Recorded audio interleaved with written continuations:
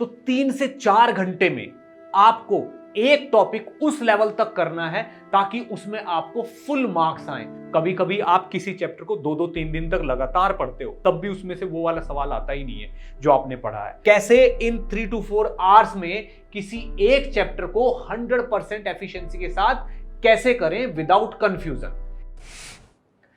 Hello my dear students, I am Neeraj Kumar Chaudhary और physics teacher. बच्चों, आज मैं आपको बताने आया हूं कि एग्जाम के इतने कम दिन बचे हैं और हम विद प्लानिंग पढ़ाई भी कर रहे हैं। हमें बहुत सारे फंडे हमारे सर लोगों ने समझाए हैं कि इतने दिनों में इतना सिलेबस कैसे करना है, किस तरीके से पढ़ाई करनी है। हम बिल्कुल उसी प्लानिंग के साथ पढ़ते जा रहे हैं, लेकिन हमारा सिलेबस इतनी फास्ट स्पीड से कवर नहीं हो रहा है। हम जो प्लान करते हैं कि आज के दिन में मुझे इस चैप्टर में से ये काम कर लेना है, इतने टाइप के क्वेश्चन करने हैं, इतना पढ़ लेना है, हम पढ़ते तो हैं लेकिन उतना कवर नहीं हो पाता, कुछ ना कुछ छूट जाता है। कभी कभी थ्योरी पूरी हो पाती है, क्वेश्चंस नहीं हो पाते, ठीक है ना। कभी कभी क्वेश्चंस पूरे नहीं हो पाते।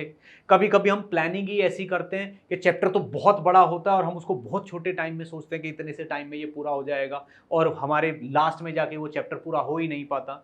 तो बच्चों, इस तरीके की जो मतलब इस टाइप के काम हो रहे हैं, ठीक है ना, इनसे कैसे बचा जाए और कैसे अपने सिलेबस को फास्ट स्पीड के साथ कवर किया जाए, ये तरीका मैं आज आपको बताऊंगा। ठीक है बच्चों, जैसे मान लो आज की डेट की अगर हम माने तो 25 डेज के आसपास हमारे पास टाइम बचा हुआ है और हमारे पास फिजिक्स, केमिस्ट्री और मैथ तीनों सब्जेक्ट है।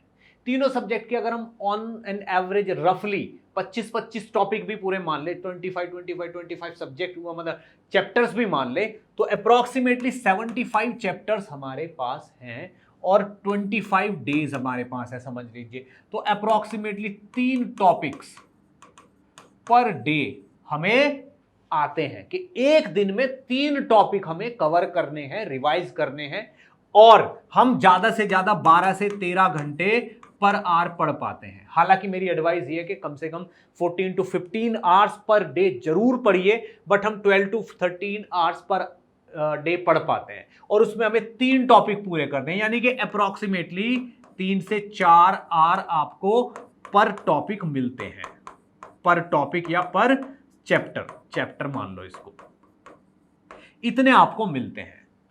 तो 3 से 4 घंटे में आपको एक टॉपिक उस लेवल तक करना है ताकि उसमें आपको फुल मार्क्स आए, उसका एक भी क्वेश्चन आपसे ना छूटे जेईई मेंस में। इस तरीके से आपको ये 3 या 4 घंटे किसी एक चैप्टर के साथ पास करने होते हैं। तो बच्चों, अब मैं आपको बताने वाला हूं कि कैसे इन 3 to 4 आवर्स में किसी एक चैप्टर को 100% एफिशिएंसी के साथ कैसे करें विदाउट कंफ्यूजन। ठीक है बच्चों, बहुत ध्यान से सुनना मेरी बात को, किस तरीके से हमें ये कवर करना है। देखो क्या होता है, हमसे 3 या 4 घंटे में ये चैप्टर पूरा अच्छे से कवर नहीं हो पा रहा है। इसका क्या कारण है? इसका कारण ये है कि हमने जो प्लानिंग की है ना, वो गलत है। हमने जिस तरीके से प्लानिंग की है कि इस चैप्टर में से इतनी थ्योरी पढ़ेंगे, इतने नोट्स पढ़ेंगे, इतने इसके क्वेश्चन करेंगे, वो गलत हो गई। वो हमने ज्यादा कर ली, टाइम हमारे पास कम है, ठीक है ना। या फिर ऐसा है कि चैप्टर बड़ा है, उसको भी हमने इतना ही टाइम दे दिया है, कोई छोटा चैप्टर था उसको भी इतना ही टाइम दे दिया। तो ये कैसे पता चलेगा कि ये चैप्टर इतने टाइम में हो पाएगा या नहीं हो पाएगा? तो बच्चों, इसका एक रामबाण उपाय है जो कभी फेल नहीं होगा, कभी फेल नहीं होगा। उसको मैं बताता हूं आपको। सबसे पहले, जैसे मान लिया आपके पास 3.5 आवर्स है, और जैसा कि मैं फिजिक्स का टीचर हूं तो मैं फिजिक्स का एक चैप्टर ले लेता हूं।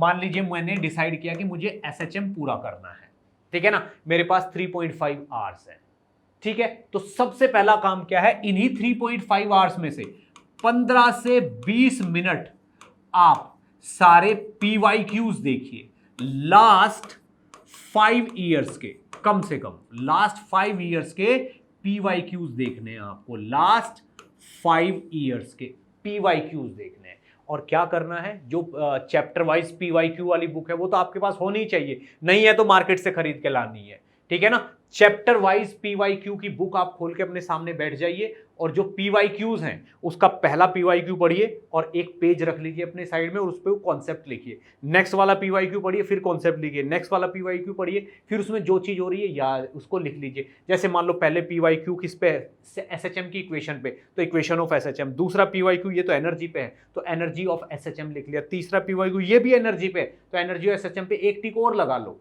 तो इस तरीके से करके लास्ट 5 साल के सारे PYQs के केवल और केवल आपको टॉपिक डिसाइड करने हैं, ठीक है ना। जब आपके पास एक लिस्ट बन जाएगी, उसमें किसी पे 2-3 बार टिक होगा, किसी पे 2 ही बार टिक होगा, किसी के 1 बार टिक होगा, तो आप ये देखो आपको 15 से 20 मिनट में क्लियर हो जाएगा कि भाई ये वाले टॉपिक पे बार बार क्वेश्चन पूछा जा रहा है, ये वाले टॉपिक भी इंपॉर्टेंट है, ये भी इंपॉर्टेंट है। तो बस डिसाइड कर लीजिए इस वाली लिस्ट का एक भी टॉपिक आज आपसे छूटना नहीं चाहिए बिना रिवाइज किए। और आपको ये जो लिस्ट है इसके सारे पॉइंट्स इस SHM वाले चैप्टर में से जरूर पढ़ लेने हैं, ठीक है बच्चों।